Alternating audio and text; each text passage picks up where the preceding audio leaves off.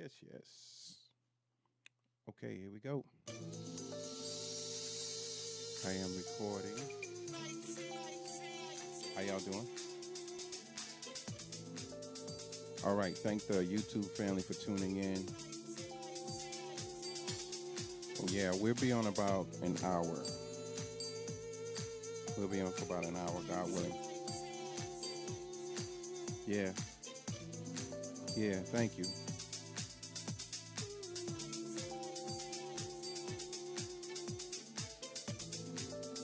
Yeah, stay tuned. I'm thinking about doing a question and answer. All right. Thank everybody for tuning in on Facebook Live. Thank you all for tuning in there.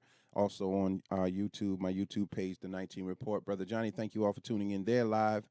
We're on the air. It's a broadcast that I had to actually do about 2 weeks ago, and I just couldn't get the thoughts together to do it. So, again, as always, asking for about an hour of our time, and then we're going to move on to other things because I got a busy day today.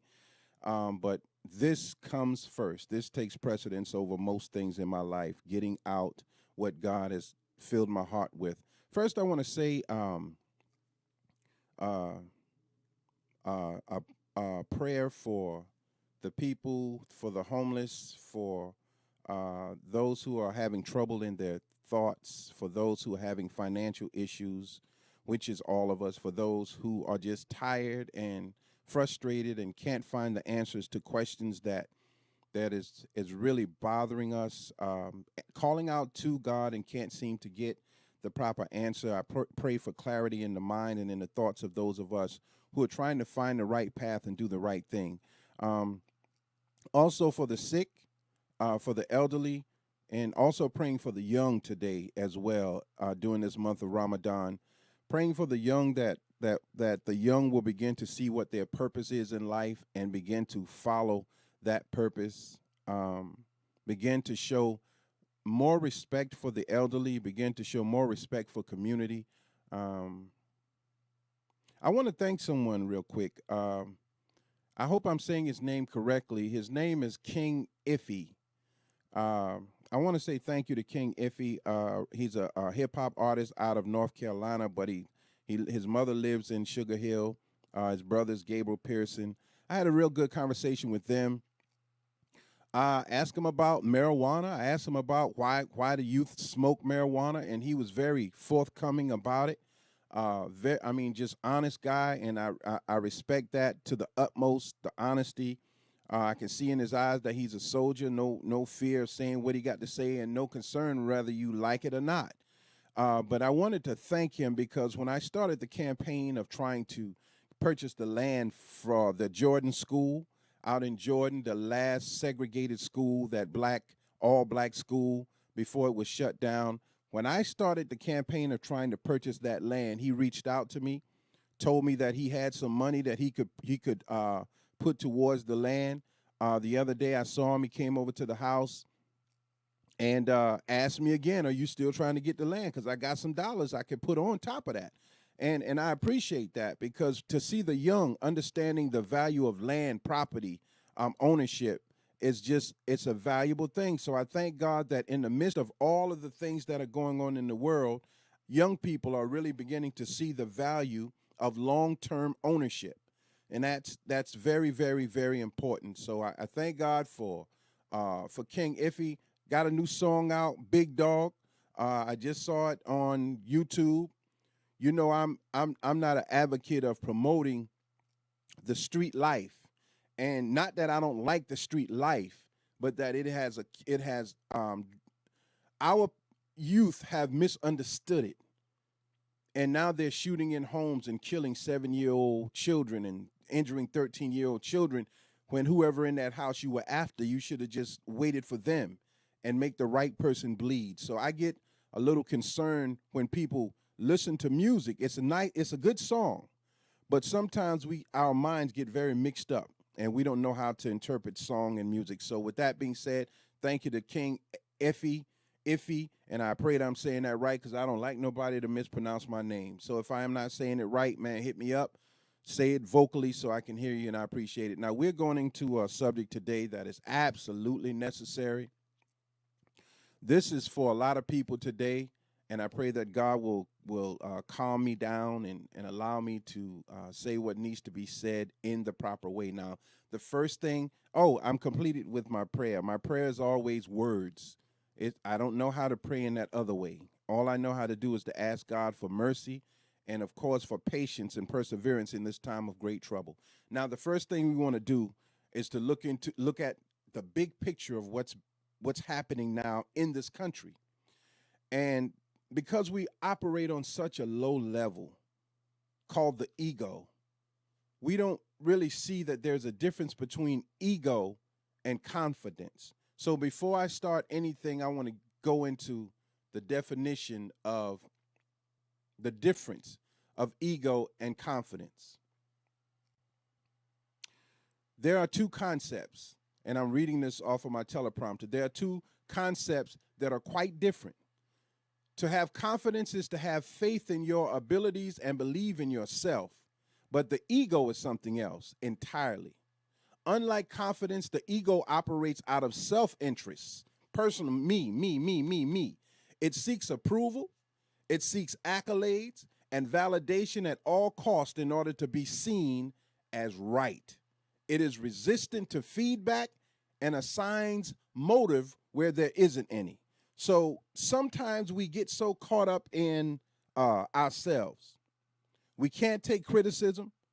We can't admit to our wrongs. We can't admit to what's right. And we always finding a sinister motive in everything. It's like calling everybody a snitch when everyone is not a snitch. It's like assuming that there is some conspiracy theory when you don't know all the facts. So today we're going into part 1 of cracking biblical code. And this is part 1 of part 1. This is the introductory into what God has given me to talk about.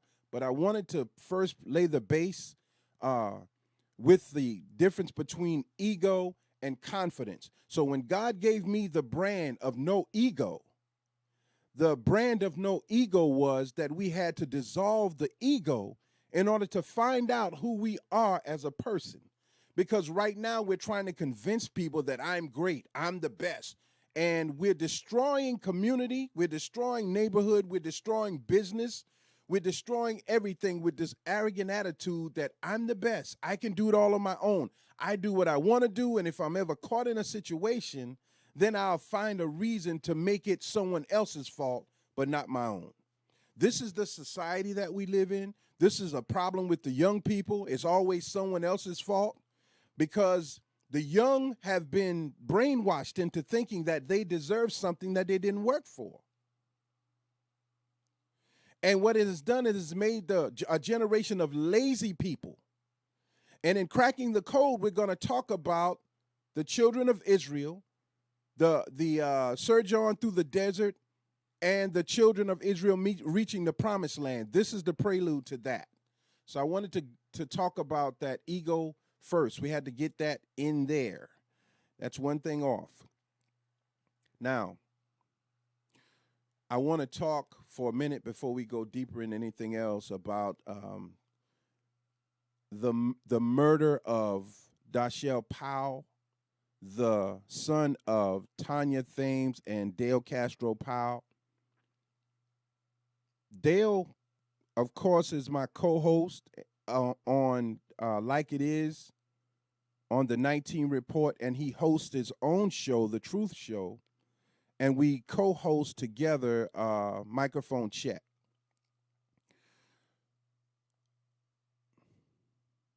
Dale called me probably about 2 weeks ago, maybe 3. I'm not sure. And he called me with concern about neighbors, neighborhood, and community based on the death of his son. Because where his son was murdered is near the Huddle House, but that whole strip is Raccoon Road. From the Huddle House through the roundabout all the way down to where they have the storage sheds before you turn to go to Jordan. That's Raccoon Road. Someone was talking to Dale about the murder of his son, and they were telling him about how it disturbed the frequency of the community, the neighborhood, from the Huddle House all the way down.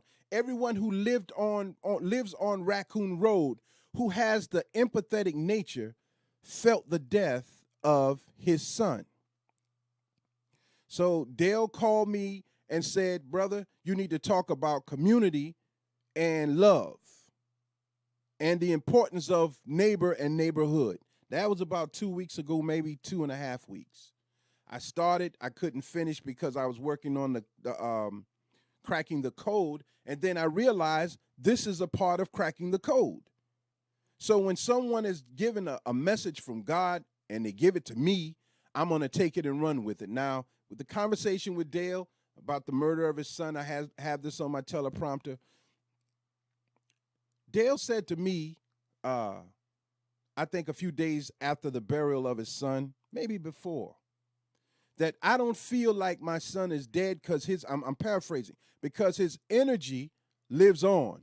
And he said, some people may not believe it, but I believe that energy lives on. And I said, yeah, I believe that as well. I gave him a scenario with my mother has passed, my father has passed, my only brother has passed as well. I gave him a scenario with that. But I wanted to clarify that and put that right next to community and neighborhood so that we can comprehend what our job is from this point on and how we can stop the senseless killing of our children, of adults, of anyone who has to die an untimely death for all of the wrong reasons. Now, Dashiell's death, Dashiell's energy, may God be pleased with him in whatever wrong that he has done, whatever right that he has done. May God find balance in that and understanding in that, and whatever that energy has to pay as a repentance. Allow us to carry the energy of Dashiell and all of those who were untimely murdered, to carry their energy and cleanse their energy from all of the negative that they did in this life. And I'm going to explain that right now. Energy never dies. Never dies. It has no beginning point, no ending point. That is energy. And that's what Dale was feeling when he was saying, I feel like my son's energy. He and Tanya.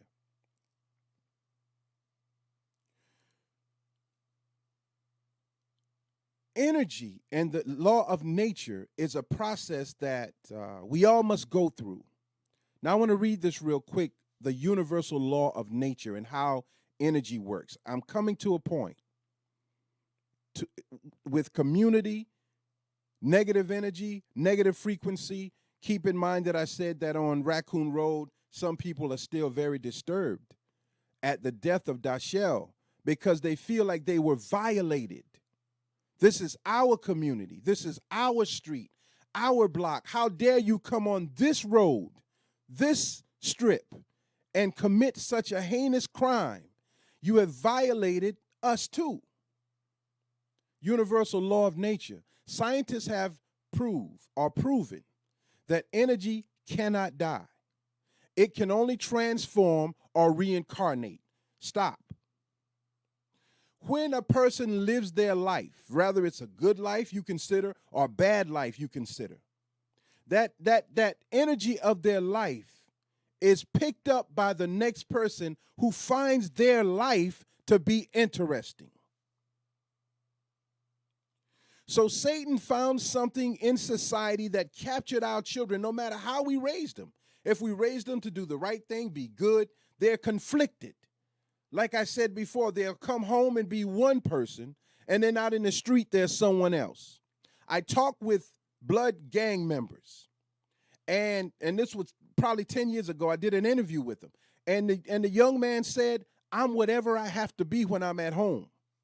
But when I'm in the street, I'm banging blood.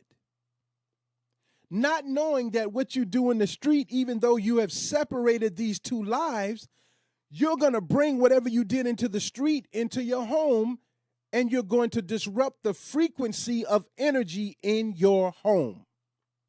So 7-year-old Knowledge took a bullet, and his sister, 13 years old, took a bullet that was intended for someone else in the home because of whatever they were doing in the street. That's how energy works. So universal law of nature says, scientists proved, energy cannot die. It can only transform or reincarnate.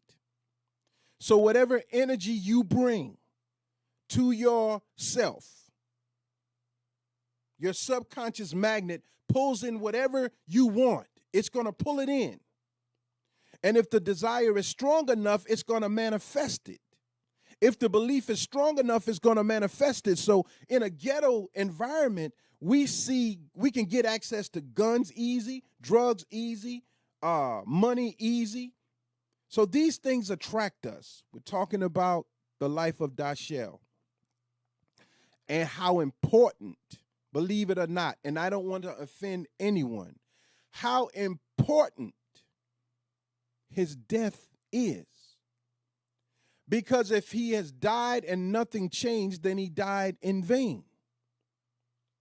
And then 2 or 3 months from now, it'll happen again. But if he died and his energy has transformed into his loved ones, mama, grandmama, father, aunts, uncles, cousins, then you got to pick up that baton and you got to make something of value with the energy that he left behind, or otherwise that energy will go into another person who wants to do the wrong thing. Now, the nature of Dashel is, and I never talked to him, never, when he was younger, he and my children used to hang out together. Of course, many of you can say he's a great guy, great nephew, great friend. And I believe he is and was. Others will say not so good. But in the midst of his life is a story that we have to tell. It can't be marginalized to a T-shirt, rest in peace, or a rap video, peace to my nigga, or graphics that says he's in heaven with angel wings. It's got to go beyond that because we've done that already. So we got to take up the energy of Dashel, and we got to manifest something that will last a lifetime. If we don't, then the disturbance will remain because his death left a disturbance in the frequency of Raccoon Road. We can reverse all of that. It left a disturbance in his mother, left a disturbance in his father, in his grandmother, in his aunts and uncles and nieces and nephews and brothers and sisters. But if we manifest the positive energy of Dashel, then we can make that a reality and dissolve the negative ego.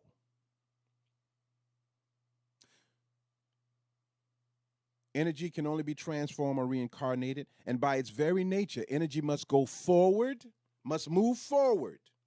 We want the energy to move forward, meaning manifesting the greatness of someone whose life was cut short, but who had the potential to do great things. So that's our responsibility. That's what Tanya wants. That's what Dale wants. That's what the family wants. No negative pictures of him on the internet shooting guns and doing crooked stuff. Rest in peace, my nigga with the money. No. What is the best parts of Dashel that you can say this guy did this for me very clearly, and keep that energy alive going forward? Because if it goes back, then we're going to create another situation that disrupts the frequency of the energy that we're trying to dissolve. The ego has to be dissolved. I'm sorry if this is a little over anyone's head, but I am doing my best by God's permission to make it not so over your head or over my head, because I'm learning as I'm talking. Because this is coming from Dale now. This is what we talked about and how my empathetic nature picked up on his words and manifested it into what I'm saying to you right now. He didn't believe that the energy of he and Tanya's son died, that the energy was still manifested, and he has the energy, Dale does, and Tanya does. They agree on this. To use the death of Dashel to manifest something greater in his name, okay? So energy must go forward or backwards, one or the other. It cannot stand still. Energy has to travel. If energy stands still, it becomes stagnant and results in transformation. Can you recall a time when someone passed away and you did shirts, and each year at their birthday you did shirts, and people come out in honor of that person, and as the years went by, it dwindles and it dwindles and it dwindles until you just stop doing it altogether? The energy stagnated. And once it stagnates, it transforms into something else. So the person is forgotten. And the biggest problem with us, black people, is that we are so eager to forget the past because of the pain of the past. But the pain is a part of the lesson. And that's why Christ died on the cross, metaphorically, with his hands nailed, drilled through his hands, drilled through his feet. Pain. The pain and suffering of life that you must go through in order to have something of value to pass on to the next generation. It's necessary. So when pastors and preachers present themselves as these people who I never have a problem. I don't never have none. I don't never do that. You're doing a disservice to the energy that must be transformed. It can't stagnate because we're not finished. So Castro said, hey, talk about community. Talk about neighborhood and the negative frequency of neighborhood. Now, I want to go into that. I want to go into an update on the COVID crisis, and then I want to go into, yes, that, and we're done. We're 20 minutes in, got about 40 minutes left, 20, 40, 50, yeah, 40 minutes. We're good. Might finish before that, God willing. Now, I want to go to the biblical text because Castro said the Bible, specifically religious, go there and find it. So Deuteronomy 6, 1 through 19, Matthew 22, 34 through 40. You could go to either one, but I want to read this very quickly.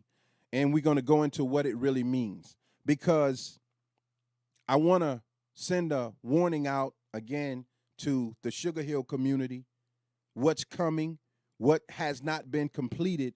And if we're not careful, we're going to bring that energy, that negative backward energy, right back to Sugar Hill. And this time, it's going to cause young children to die. Either it's going to be by these cars speeding up and down this road, these four-wheelers speeding up and down the road, these people on drugs and drinking, speeding up and down the road, loud music, can't hear the children in the street. Either it's going to be by that or by gang violence, shooting in the homes, or it's going to be the adults because of the disrespect of loud music and all of that clashing with each other. A lot is going on. And we're not being neighborly because once we get caught up in our own ego, and an egotistical person, as I read, you can't tell them nothing. They write about everything. Or they're going to try to find where you did something that they did, and it's always conflict. So Sugar Hill, you can change Sugar Hill's name to conflict right now because this place is on fire. It really is. Because the nature of the people who pretend to be super nice, super holy, super religious, that's not who you are. And whoever you are inside has to come out. It's going to come out. It will come out. But there is no big person who can't be stopped by a bigger person. So we are walking on our ego now, confidence, arrogance. I got a gun. Now I can do this. I can do that. I'll show them my son can fight and he can come. You don't tell. This is Sugar Hill right now. Conflict. And this is every other community, but I can only speak about this one. We are not a community right now. We are pretending. And what has to come out of that pretending is the manifestation of what we really feel. Because the energy has been stagnated. And stagnation reverses the energy and causes it to transform into who you and I really are. Reverend Antonio Green was speaking on that yesterday, talking about the temptations and the singer who didn't drink, but it was in his nature. It was there. It was dormant, but it was there. See how all of that works in together? Now let's go to Deuteronomy. Read it real quick. Listen to Jesus talking to one of the intelligent scholars who's trying to justify his actions. And one of the scribes came, and having heard them reasoning together, and perceiving that he had answered them well, asked him, which is the first commandment of all? And Jesus answered him, the first of all commandments is to hear, O Israel, the Lord our God is one Lord. Israel is us. And thou shalt love thy Lord thy God with all thy heart, and with all thy soul, and with all thy mind, and with all thy strength. This, Jesus says, is the first commandment. Then the man comes back. And the second is like, namely this. This is Jesus. Thou shalt love thy neighbor as thyself. I'm going to say it again. Thou shalt love thy neighbor as thyself. What is it that I'm doing that I wouldn't want someone to do to me? What is it that someone has done to me that I didn't appreciate? How could it be that I can complain about what someone else does because I don't feel like it, but the minute I feel like it, I want to do it and have no one complain about me doing it? How does that work? See, we all are claiming God based on our egotistical view of what God is. We perceive God as selfishness. But God is balance. So in the very nature of us, whatever is in us on our Sugar Hill is coming out. This is a warning. Now I want to say this. I only have about 96 people on my page, so I don't get a lot of views and all that stuff, but that's fine. It's not fine because I hurt because the information I put out and then someone comes back a month later and say the same thing. That's not fine. But what is fine is the fact that you all can take it and share it, but you refuse to do it. So, and it's the job of the messenger to deliver the message clearly, and the blood is on your hands because you heard it and you didn't share it. So that's on you. I'm trying to get all the stress off of me. Now we're talking about Jesus. Look at this. And the second is like, namely, thou shalt love thy neighbor as thyself. There is none other commandment greater than this. And the scribe said unto him, well, master, thou hast said the truth.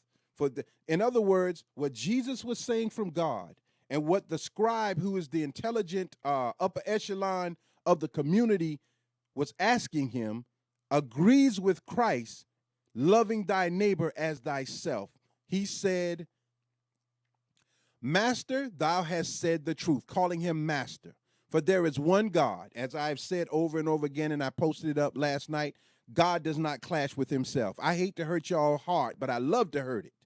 I want to shake it up by God's permission. But God, by whatever name you call him, El Shaddai, Elohim, the beneficent, the merciful, the all-knowing, Yahweh, Allah, whatever you call them, these things do not clash with themselves. The thing that clashes with itself is the people who believe in it. My way is the best way because I believe it this way. My way is the best way because I believe it this way. And we all fight. The people, not God. The people trying to claim God. So the scribe says to Jesus, Master, thou hast said the truth, in agreement. For there is one God, and there is none other but he. So you could call him what you want, but I don't see no conflict with God. Never did. Because every scripture that I read, I see God in it. Whether it was tampered with or messed up or not is irrelevant. You still can see the God nature and the intent of it. Let's move on. And he said, for there is none but one God, and there is none other but he. And to love him with all thy heart and with all understanding, with all the soul and with all the strength, and to love his neighbor as himself is more than all whole burnt offerings and sacrifices. No matter how much you donate to the pastor, no matter how much you donate to the church, no matter how many people you feed, how many hungry people you think you're feeding, no matter how much you shout, how much you praise, this says that loving your neighbor is more than all whole burnt offerings and sacrifices. And when Jesus saw that he answered discreetly, he said unto him, thou art not far from the kingdom of God. In your thinking and in your ability to balance what I'm saying, even though you have a problem with me doing what I'm doing, you agree with the fact that what I'm saying is the truth, you are not far from the kingdom of God. And no man after that durst ask him any questions. That was the end of it. The moral, treat people like you want to be treated, or like you would want your parents to be treated, or your wife to be treated in your absence. There was a gentleman when I was at Central Carolina. He was traveling all the way going towards New York. He was a truck driver. He knows me. His wife was at school. Her car wouldn't crank. Just so happens he got my number. I'm leaving school. I'm already off the lot. He says, man, where are you? I said, I'm leaving. Well, my wife is at school. The car won't crank. I said, well, I'm turning around then, because I'm thinking about my wife being stuck. So I went and I stayed until we fixed that car. And she got home. I said, go straight home. Do you need me to follow you? Treat people like you want to be treated. That's it. That's the moral. Don't be self-centered. I hope I made that clear. Neighbors, when you're in a neighborhood, you can't open up a juke joint. When you're in a neighborhood, I don't care if you're playing gospel or jazz or T.D. Jakes speaking. You can't just turn music up loud any time of day and just keep it up loud. That's unfair to your neighbors. And that's going to break the frequency of the community, because now people are angry with you, but they don't know how to say it, so they're smiling at you, but they're talking about you in their spirit.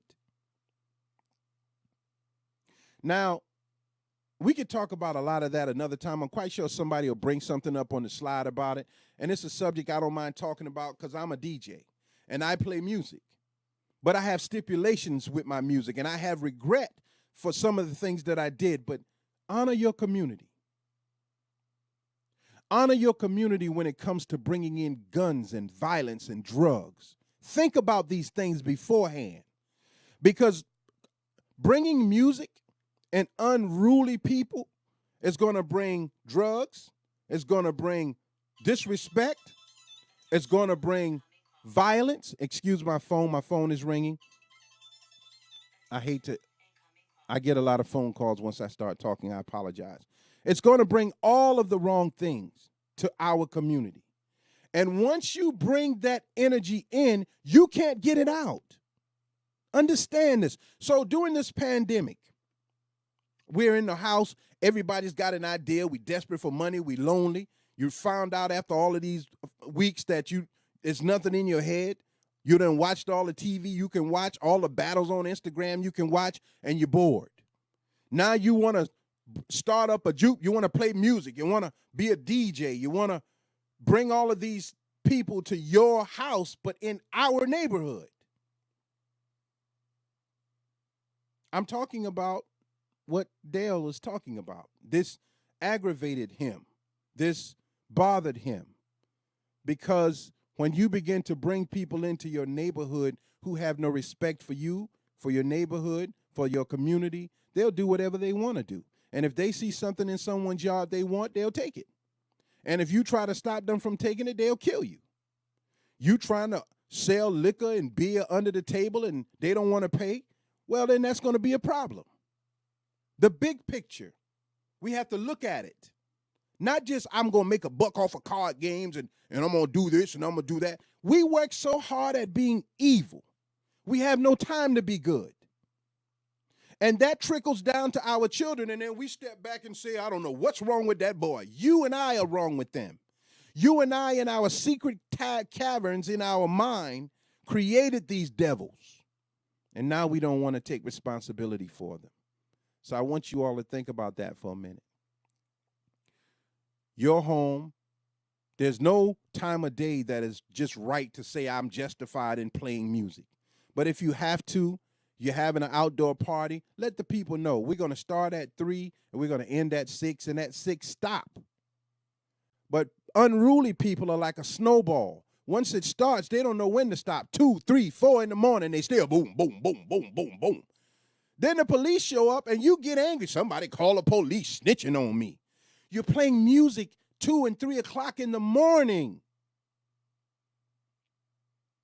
I sleep during the day because I work half the night. The other day I came and I tried to get some sleep. The music bumping so darn loud down the street, I can't sleep. That's unfair. And that's going to draw negative energy. That's going to draw negative people. And now you're conflicting on your street, in your community, in your neighborhood, the Hatfields and McCoys. I'm going to stop with that now. But I wanted to make a point. Now I want to go into something real quick. We got 2 more things to talk about. I definitely want to talk about the updates on the COVID-19. And, yeah, we definitely need to know that.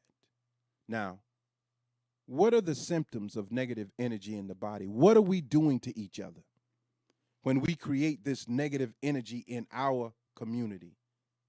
Negative vibes are contagious. I remember my wife and I were in the room watching a movie one night, and the neighbors decide they're going to have a party. She and I were enjoying ourselves till the music started. Then we started fussing with each other because it was aggravating. But to you, you're having a great time. If you don't know how frequency works, how bass bends and curves, you shouldn't be playing music.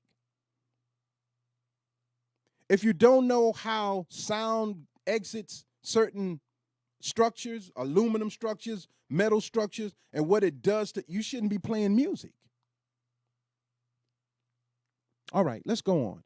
Negative vibes are contagious. That is one thing that is caused by a disturbance in community, a disturbance in the body. It's called dis-ease. So disturbance causes disease. We're teaching today. Now, you ain't going to get this no place else. People are always going to tell you the devil, the enemy, and anyone that goes against us is the devil or the enemy, but they may not necessarily be that.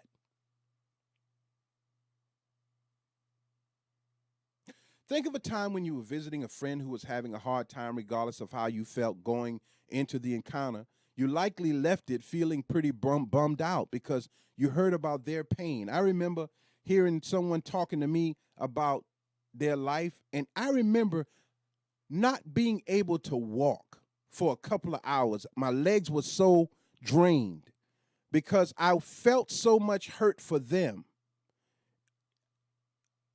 Amidst my own problems, I had my own problems, but theirs, the way it was tearing them down, had torn me down too. That's how negative energy works. It's contagious. Of course, it's totally normal to feel sad, angry from time to time, but when these feelings occur more often than not, you may be harboring negative energy in your body. So I used to tell my wife, people pass by this house and they don't speak. I speak. They don't speak. I'm just going to stop speaking. I tell my wife, why are they so upset that we're trying to better ourselves? They don't know what we've been through. I've been homeless. This yard, we used to cut this yard with a push lawnmower, small push lawnmower. Now we got a bigger mower. Why? What is the problem? I remember the hurricane tore the house up, tore my fence down. Not one single person on Sugar Hill came to help me put it back up. It's like they were happy that it happened. Community. See, it's already in your nature. I didn't do nothing to nobody here. I know I didn't. And it's not personal. This is not ego. This is telling you that something inside of us is already there. And all it takes is one thing to spark it, and it'll get worse. The beginning of sorrows, cracking biblical code. What are the effects of negative energy? You felt them. Headaches, stomach aches, anxiety and depression. I've been going through that for the last week or two. Anxious, very depressed, mood swings, restlessness, confusion, and tension. These are all signs that negative energy has collected in your body. It's in the church because you got to pretend you like everybody when you don't. Listen, we're 37 minutes in. We'll be done, God willing. I was at the store the other day. I won't say what store. I was in the line, and there was a lady in the line talking about the cashier at the counter. And the lady was talking about her like a dog. Call somebody. What's wrong with her? Look at her face. Look how she looks. She looks so ugly.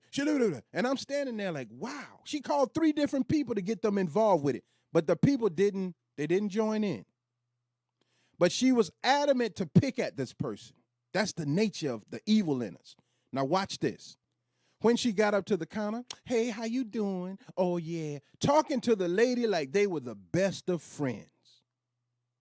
See, that is the part of us that's not being made manifest. All of what I've talked about, Dashell, Dale, community, neighborhood, all surrounds the ego. All in what I'm talking about, cracking biblical code, we're on the right path. Now I want to read this real quick. We only got a few things to read. I thank y'all for tuning in. Thank the Facebook family and thank the YouTube family. And I hope that we will begin to share this information because it's very, very important that we do. I want to read a couple of things real quick, then we'll go on out of biblical text. 1 Peter 3:8. Finally, all of you be like-minded, be sympathetic, love one another, be compassionate and humble. 1 Thessalonians 5:11. Therefore, encourage one another and build each other up, just as in fact you are doing.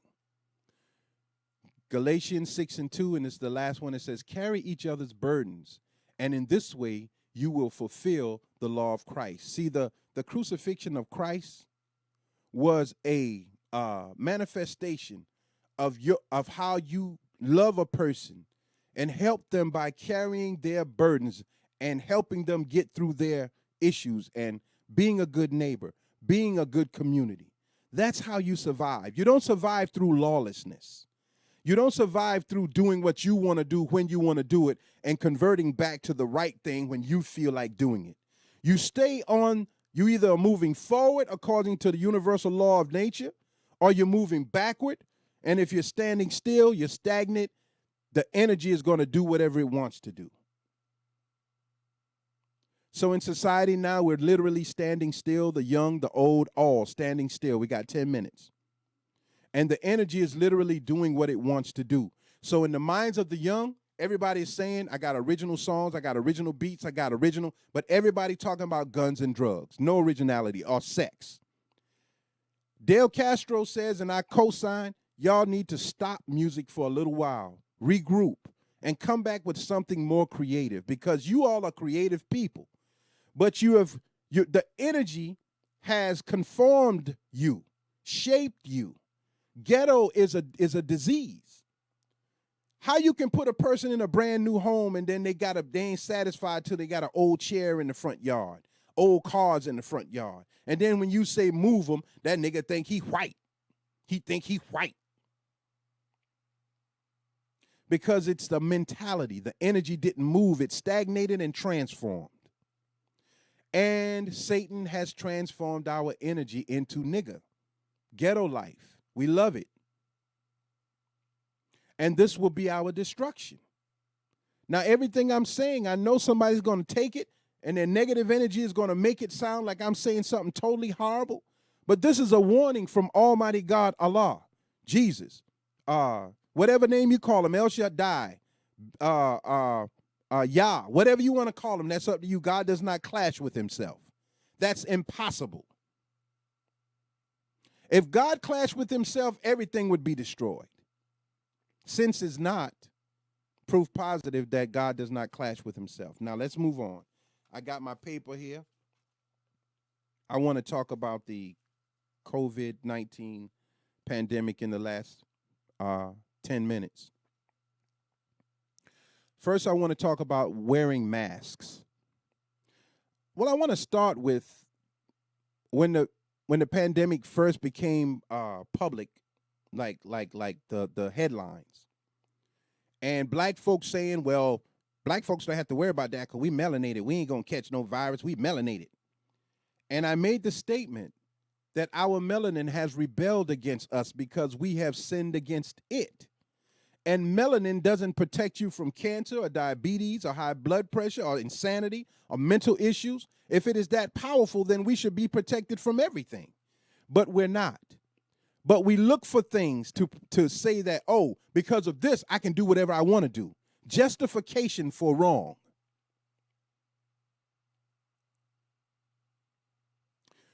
There's a code in melanin. If you can't crack it, if you can't crack the melanin code, you don't even know what it's for.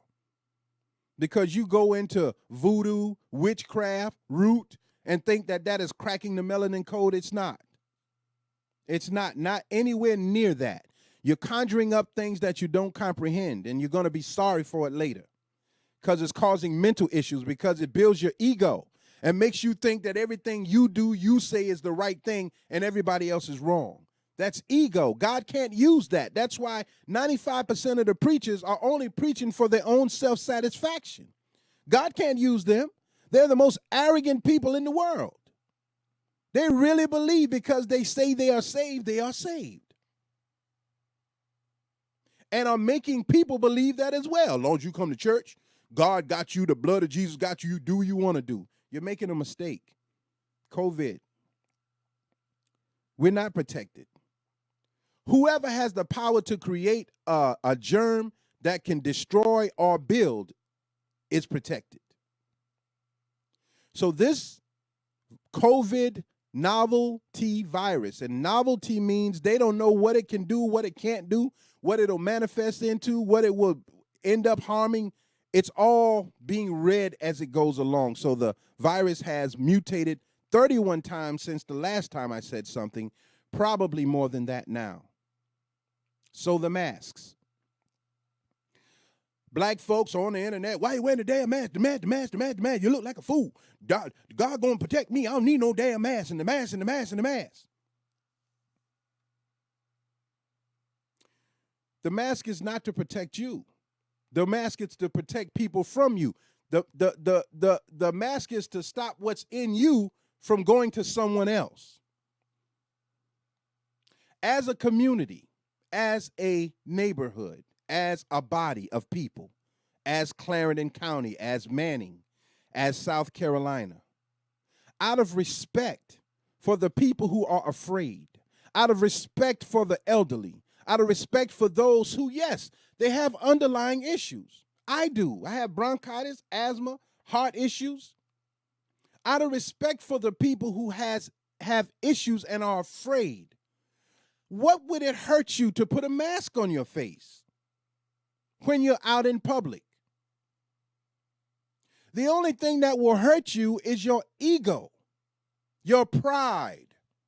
I'm protected. I don't need a mask. And you come through it unscathed, but you're carrying the antibodies of the virus, and you spread the virus unknowingly because it is a novelty virus, and we don't even know what the hell it is. But you infected 5, 6, 7, 8 people when that could have been avoided. There's a black lady on Facebook who said she tried to protect her family, but her son would not listen. He kept bringing people in the house, bringing them in. She ended up with it. Family members ended up with it. And again, it is a bronchial problem, influenza. And some people who already have underlying problems, they label them death from COVID. This is all the monetary side of it. But whatever the virus is, sped up their process of death. So what would it harm you to wear a mask when you're in close proximity to other people? The young people, the young bulls, girls and boys, who are so eager to get back to life as normal because you realized in your mind you don't have a life if you can't party. You don't have a life if you can't be around other people acting a donkey. You can't sit down and read a book. You're tired of watching TV. You got nothing going on with the exception of loud music, dancing, smoking, going to work, going to church. That's it. Now you realize that. Now you're trying to get back to that. But it's dangerous at this point.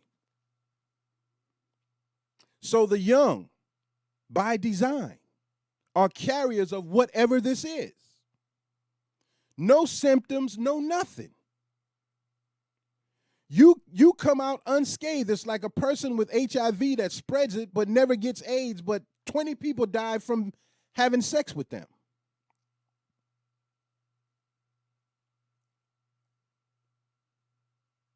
This goes back to confidence and ego.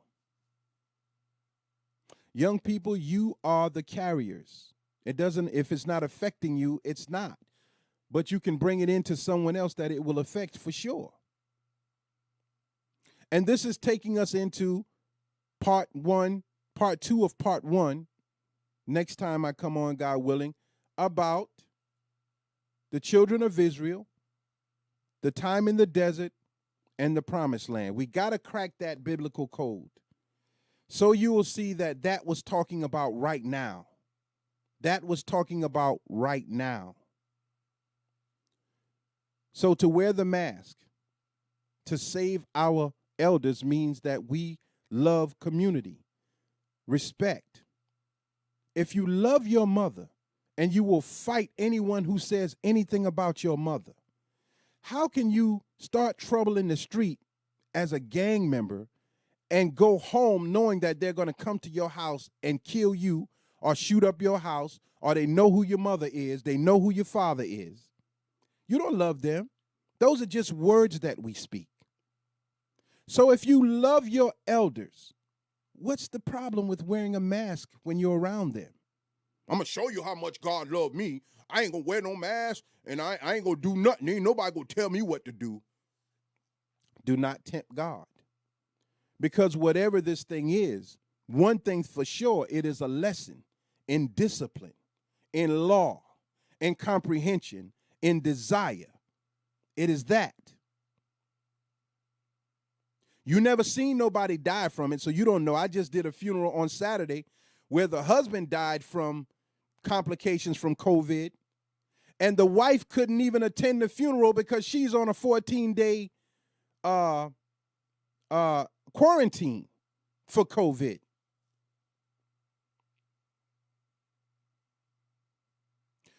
Clarendon County is now the hot spot. Y'all out partying. Y'all still throwing parties. Young folk, y'all ain't going to get sick. Man, we ain't going to get sick, but you go home to your parents. And on top of that, the main thing that is going to destroy you in the long run, black men, is that it is already reported that, as I said before, COVID-19 is a cross between the Spanish flu and 4 components of the HIV virus. This is a fact. But what happens is they bombard you with information until you become stagnant. And when you become stagnant, you just turn everything off and believe whatever you want to believe. That was the plan, to transform your energy into something else. So now look at this, black man, black woman. You out looking, wilding out, having parties, and the only thing that's being shown on the internet is you licking food, talking about it's in God's hands.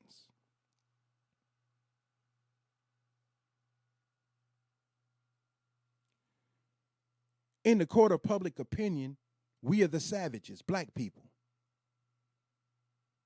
White folks are feeling good. Yeah, it's not our thing anymore. It's theirs. Chinese people. It's theirs. So you're wearing a mask and abiding by the rules as long as it doesn't conflict with your belief system in a major way. It's saving the whole race of people. But you're saying, F that. I don't care about the race. I'm trying to prove that I'm with God. Big mistake. Now, again, a cautionary. When this virus started, there are people from the city that live here that have family here in Clarendon County.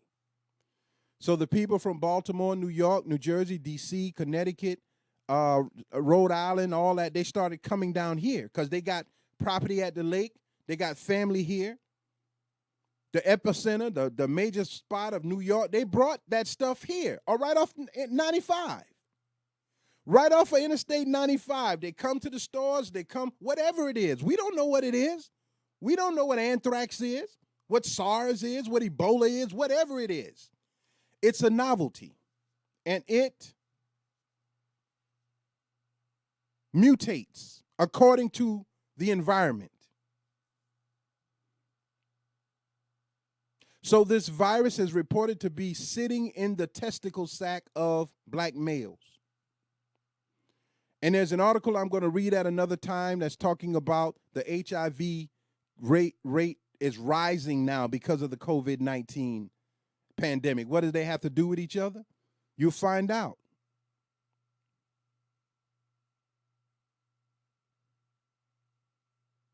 It's sitting in your testicle sac. You be with a woman, you ejaculate however you do it with your condom, you throw it in the trash, or you do whatever you're going to do, rub it on her, she go home, don't wash, do food, spread the virus. Whole house got it. So from New York all up north, Atlanta, they all here.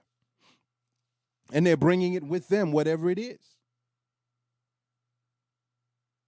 I think that some of them are intentional carriers of it, whatever it is. I think this is an intentional attempt to affect and infect as many people as possible. And what it's going to do is it's going to cause such a panic because you don't know if you have it or you do have it, that eventually you're going to cry out for vaccination, for something to fix it, because we love quick fixes. So the stage is being set for us to cry out to whoever wants to put something in our body, whether it's a microchip, whether it's just a germ, whatever it is, we're going to beg for it. So young people, no, you may not get it, but you are spreading it. We have to be more concerned about community, neighborhood. We have to be more concerned about ourselves. Anyone can get it. Just like with HIV, I don't know why people hide the fact that they are HIV positive or have AIDS, but that could happen to anybody. One night stand. You could be in a committed relationship and your person go out and do something and come back and bring it to you. But we got to begin to educate ourselves and begin to discipline ourselves and see the bigger picture. Young people, God is talking to you, but you're in a haze. You're not acting on knowledge alone. You're acting on chemical reactions. You're smoking marijuana, genetically modified, you're drinking, or you're doing something that is not just natural. It's not Reggie. It's not just the weed that just grows out of the earth and you smoke it. It's modified in a lab to react to how you feel, to change the chemicals in the body, the molecules, the cells. So a lot of what you're seeing and thinking is an illusion. Likewise with us, we're living in an illusion as well. Now I want to close with this. This is the political season. And we have a lot of politicians. You see all of their signs all throughout the county, everybody, the coroner, the senator, the mayor, county council, everybody after something. But we're seeing more signs than we're seeing the people. Nobody's coming to the community to express their views, their intent. It's just become a system of personality. I just vote for him because I like him. I vote for him because I see him. I vote for her because I like her. I vote for her because I see her. I'm pleading with politicians. We're in a pandemic. You can't come out to community. But you all have access to the internet. Everybody's Zooming now. Give Clarendon County residents the opportunity to ask questions. Maybe ask 5 questions and answer the 5 questions, and you can do it again at another time. Let the community know your stance politically. Because right now we're voting on personnel. I like her. I like him. I like them. Explain to the people the political process, how it works, what it's able to do, because a lot of anger is building up. And I said this before, and you are seeing it manifest. A lot of you are going to get hurt. Politicians, tricksters. Come to the people and let them know who you are. Let them feel who you are. Come to them on Facebook and in person and explain your views. To black politicians, of course you can't just cater to black people. Politics is not a black person thing. It's created by a white world. It's theirs. But you can do something under the law. And white people should allow it to be done. Balance. If we don't get balance in South Carolina, Clarendon County, Manning, all that you all have worked for, white people, will be destroyed. I promise you that. You can see it in your children who desire to be black more than you. Their desire to be black is stronger than your hate of black. And the Honorable Elijah Muhammad says that once your children find out what you all did to us, your white children, they're going to turn on you. And they're going to start killing you. This is a long-term scenario, but it's closer than you think. A white boy just killed his parents because he had a black girlfriend and they didn't like her. You all had enough privilege. You all had enough of your way. You built a world. What else you want? Now it's a time for balance. Either you balance it out, and you know that, or God will do it. Remember, 21 tornadoes hit South Carolina. Nobody expected COVID to hit like this, but by God's permission, I said on January 31st, it was coming. It's documented on Facebook because God said it was coming. And I've seen more than that. I saw the flood that happened. And I've seen worse than that. My life don't get no easier because what God shows me. I mean, Jesus' life wasn't easy. Many of your lives aren't easy. Nobody's going to like you because you got to say the things that nobody wants to say.